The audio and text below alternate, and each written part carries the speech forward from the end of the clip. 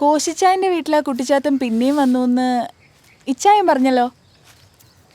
സെബാന ആ, നീ കണ്ടായിരുന്നോ അവനെ? കണ്ടു, കുറെ മിണ്ടോ ചെയ്തു. അതെ, എന്നതാ വേണ്ടിയേ? അതൊക്കെ എങ്ങനെ കൂടെ പറയാൻ പറ്റുമോ? അതെ, ഇവന്മാരെ ഒന്നും അങ്ങനെ വിശ്വസിക്കാൻ പറ്റത്തില്ല. നമ്മൾ പെണ്ണുങ്ങളെ വീഴ്ത്താനായിട്ട് ഓരോന്നും പറയും. ആദ്യം ഒരു ശല്യമായിട്ടൊക്കെ തോന്നുമെങ്കിലും പതുക്കെ പതുക്കെ നമ്മളും അതിലോട്ട് അങ്ങ് വീഴും.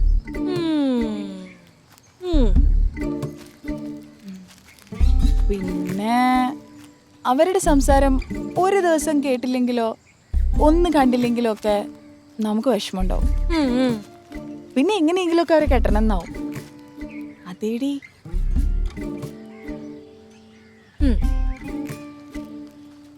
കെട്ടിക്കഴിഞ്ഞാ ലോകത്തിലെ ഏറ്റവും ഭംഗിയുള്ള പൂവ് നമുക്ക് കിട്ടിയ പോലെ തോന്നാം.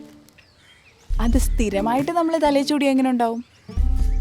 ആദ്യത്തെ ദിവസം നല്ല മണമൊക്കെ ഉണ്ടാവും, അടുത്ത ദിവസം വാടും, പിന്നെ ചീഞ്ഞ് നാറും. ആന്നേ, നിക്കണു ചേച്ചിയുടെ ചീഞ്ഞു പോവാ.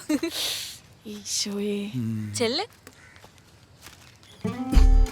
ഇതാണോടി ഉദാഹരണം?